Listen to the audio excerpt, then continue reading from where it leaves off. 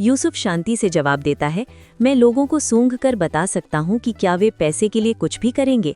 ये सुनकर हंसेल हल्का सा मुस्कुराती है। अंत में ये पता चलता है कि हंसेल ने ही किम को धक्का दिया था, जिससे उसकी मौत हुई। अब हम एक और फ्लैशबैक देखते हैं। हंसेल को डन नाम के एक व्यक्ति का फोन आता है, जो उसे बताता है कि एक दुर्घटना हो गई है, क्या आप जल्दी से मौके पर आ सकती हैं। वह उस स्थान पर पहुंचती है और योंग सू का शव देखती है। हैरानी की बात यह है कि उसके चेहरे पर कोई भाव नहीं है, वह दुखी नहीं है और उसकी आंखों से एक भी आंसू नहीं गिरता। वर्तमान में यूसुफ और हंसेल बात कर रहे होते हैं जब डन वहां पहुंचता है। वह यूसुफ से कहता है, तुम उससे इस तरह बात नहीं कर सकते।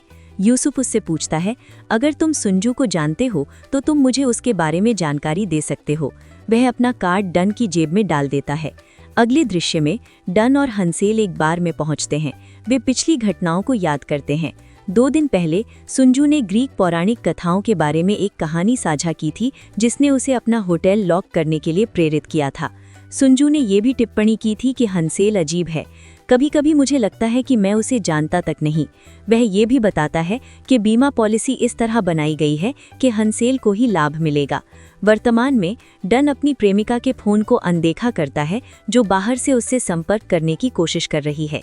इसी बीच हम यूसुफ को देखते हैं, जो सभी सुरागों को जोड़ने की कोशिश में गहरा सोच विचार कर रहा है।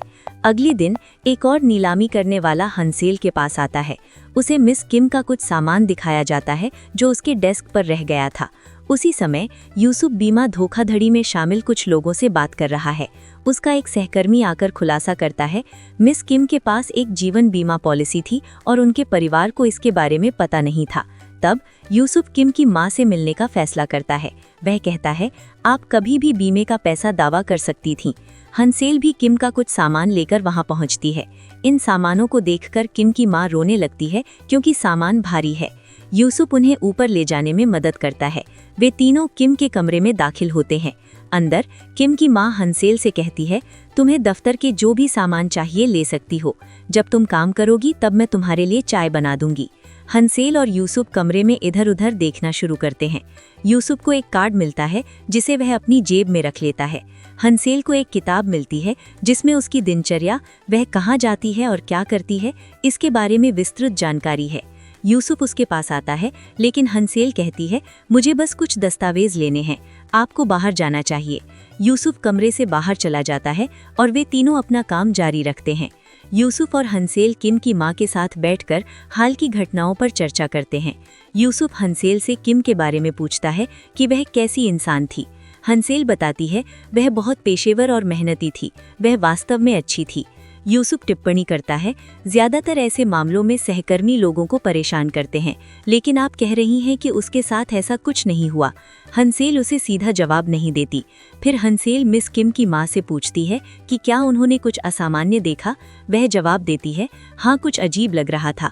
हम एक फ्लैशबैक देखते हैं। किम बिस्तर पर लेटी हुई दुखी महसूस कर रही है।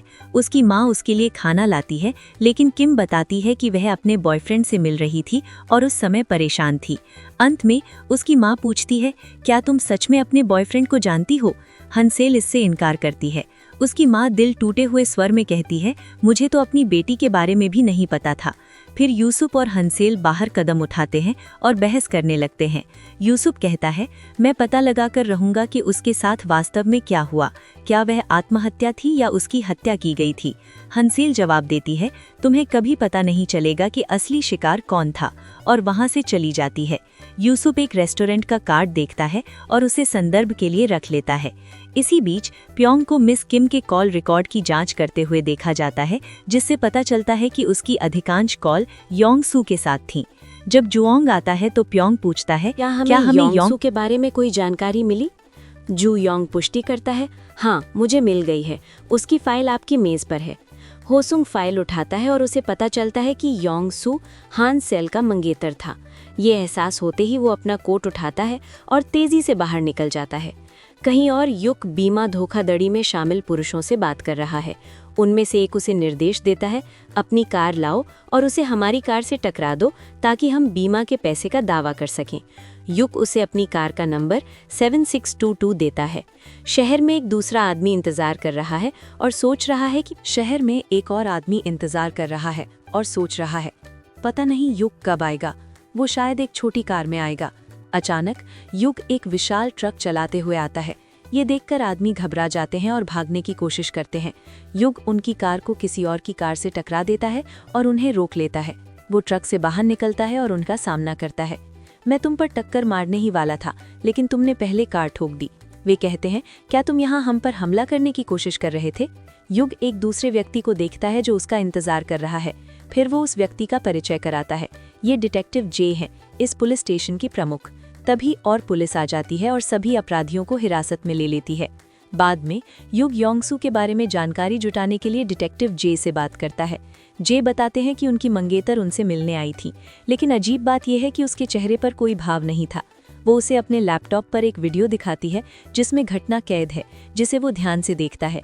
दृश्य एक फ्लैशबैक में बदल जाता है, जहां हंसियल एक की चेन उठाती है। अतीत में योंगसू और हंसियल एक नाव पर साथ हैं और योंगसू उसे भरोसा दिलाता है, तुम्हें चिंता करने की जरूरत नहीं है, मैंने पॉलिसी पहले ही कैंसिल कर दी है। वर्तमान में वापस आकर हंसियल की चेन को कचरे में फेंक देती है। जल्द ही उसे उसके बॉस राष्ट्रपति का फोन आता है, जिन्होंने उसके लिए खाना तैयार किया है। उनकी बातचीत से पता चलता है कि वो इस महिला को बचपन से जानती है। वो अपने लिए तैयार की गई मछली खाती है, लेकिन बाद में उसे उल्टी हो जाती है, जो उसकी बेचैनी को दर्शाता है। दृश्य फिर से युग की ओर मुड़ता है, जो उसी रेस्टोरेंट में पहुंचता है जिसका संबंध उस कार्ड से था जो उसे पहले किम के घर पर मिला था। ये रेस्टोरेंट योंगसू का है। युग को पता चलता है कि मिस किम अक्सर यहाँ आया करती थी। एक आदमी बताता है कि योंगसू की मौत से एक दिन पहले मिस किम उससे मिलने यहाँ आई थी। एक फ्लैशबैक में दिखाया जाता है कि मिस किम रेस्टोरेंट में बैठी हैं और योंगसू भी वहीं हैं। वर्तमान में हुआंग भी रेस्टोरेंट पहुंचता है और युग को जाते हुए देखता है। फिर वो अंदर जाता है और बाद में उसके साथ डेक पर मिल जाता है। होस्ट बताता है, मिस किम योंगसू से मिली और उसकी मौत हो गई। 10 दिन बाद वो भी मारी गई। अब दोनों मर चुके हैं। युग उसे देखता है और पियो सॉन्ग की तारीफ करते हुए कहता है, मुझे नहीं पता था कि तुम इतने समझदार हो। पियो पूछता है, तुम यहाँ क्या कर रहे हो? ये तुम्हारा काम नहीं है। युग जवाब देता है, तुम सब कुछ नहीं देख पाते और इसीलिए तुम हमेशा मेरे पीछे आते हो। लेकिन पियो सॉन्ग कहता है, तुम बहुत ज्यादा सोचते हो। तुम्हारी बहन की भी मौत इसी तरह हुई थी, लेकिन तुम अब भी जिद कर रहे हो कि ये खून था। यू गुस्से में आ जाता है और पूछता है, क्या ऐसा सोचने से तुम्हें शांति मिलती है? फिर वो अपनी कार में निकल जाता है, थोड़ा उदास महसूस करते हुए। फिर एक फ्लैशबैक में सू को अपनी बहन के साथ खुश दिखाया जाता है। वो उससे कहती है, मैं अपने बॉयफ्रेंड के साथ बाहर जा रही हूँ, मेरी चिंता मत करना। वो उसे हाथ हिलाकर विदा करता है। उस पल में बहुत खुश होता है, लेकिन अगले ही दृश्य में पता चलता है कि उसकी बहन की मृत्यु हो गई है और वो उसकी मौत पर फूट फूट कर रो रहा है। अंत में हम यू को यू बार में पहुंचते हुए देखते हैं, जहां हंसोल बैठी है। बार का मालिक वहां से चला जाता है। फिर यू उसके पास जाता है और कहता है, मिस किम, तुम्हारे मंगेतर की मौत से एक दिन पहले उससे मिलने आई थी। तुम्हें क्या लगता है वे क्यों मिले थे? हंसोल जवाब देती है, हमें कैसे पता होगा? चाहे हम कितने भी करीब क्यों न हो, हम नहीं बता सकते। यूसुक उसे घूरता है और आगे कहता है, प्यार के मामलों में लोग कुछ भी कर सकते हैं। वे मार सकते हैं या मारे जा सकते हैं, या शायद उसे पैसों के लिए मारा गया था। बीमा घोटालेबाज इसी तरह काम करते हैं। एक बार जब पैसा आना शुरू हो जाता है तो वे हमेशा और ज्यादा चाहते हैं, इतना कि लोग उन पर ध्यान देने लगे। हंसोल पूछती है, क्या तुम सच में जानना चाहते हो? यूसुफ करीब झुकता है, क्या तुमने उन्हें मारा? हंसोल फिर से अजीब तरह से मुस्कुराती है और सवाल को अधूरा छोड़ देती है। दृश्य एक फ्लैशबैक की ओर मुड़ता है। हंसोल एक कमरे में दाखिल होती है और मिस किम और अपने मंगेतर को साथ देखती है। मिस किम देखती है कि हंसोल उसे देखकर मुस्कुराती है और अपनी बात जारी रखती है। वर्तमान में हंसोल इस पल के बारे में दुख के साथ सोचती है। दृश्य वापस यूसुक और जुआंग की चर्चा पर आ जाता है। यू कहता है, मुझे नहीं लगता कि हंसोल को इस बारे में पता था। उसका मंगेतर मिस किम के साथ अफेयर कर रहा था। यू कहता है, यंगसू ने भी हत्या करना शुरू नहीं किया था। जब बीमा का पैसा नहीं मिला तो उसने मेरी बहन को बलि का बकरा बना दिया। जुयांग बीच में टोकता है, क्या तुम्हें लगता है कि हंसोल ने पहले ही उनसे पैसे ले लिए हैं? अगले दिन हंसोल लिफ्ट में अपने बॉस से मिलती है। वो उसे चेतावनी देता है कि लोग तुम्हारे बारे में बहुत सारे सवाल पूछ रहे हैं। वे मिस किम की मौत के लिए तुम्हें दोष दे रहे हैं। दृश्य डून की ओर जाता है, जो पेंटिंग्स की तस्वीरें ले रहा है। उसकी गर्लफ्रेंड पास आकर कहती है, तुमने उस दिन मुझे नज़रअंदाज क्यों किया? मुझे अब उससे डर लगता है। तुम्हें हंसोल से दूर रहना चाहिए। क्या तुम देख नहीं सकते कि क्या हो रहा है? डून गुस्से में जवाब देता है, तुम उसके बारे में ऐसी बातें नहीं कर सकती। अगले दृश्य में यूसुफ को रेन के साथ दिखाया गया है। वो कहती है, अगर मैं अपनी माँ के बारे में सच बता दूं तो क्या आप उन्हें गलत रास्ते पर जाने से रोकेंगे? यूसुफ जवाब देता है, अगर तुम सच नहीं बताओगी तो तुम्हारी माँ गलत रास्ते पर चलती रहेगी। तब रेन सब कुछ कबूल कर लेती है। जैसे ही वे निकलते हैं, एक सहकर्मी कहता है, एक माँ ऐसा कैसे कर सकती है? यू सहकर्मी से कहता है, रेन के लिए कागजात तैयार करो ताकि हम उसकी देखभाल कर सकें। अचानक यू को बीमा धोखाधड़ी रोकथाम टीम का फोन आता है। वो जो सुनता है उससे वो हैरान रह जाता है। अगर आपको अभी तक स्टोरी पसंद आई है और आप इसका अगला भाग देखना चाहते हैं तो वीडियो को सब्सक्राइब करें रेड बटन दबाकर। जैसे ही नेक्स्ट पार्ट लोड होगा आपको दिखाई देगा।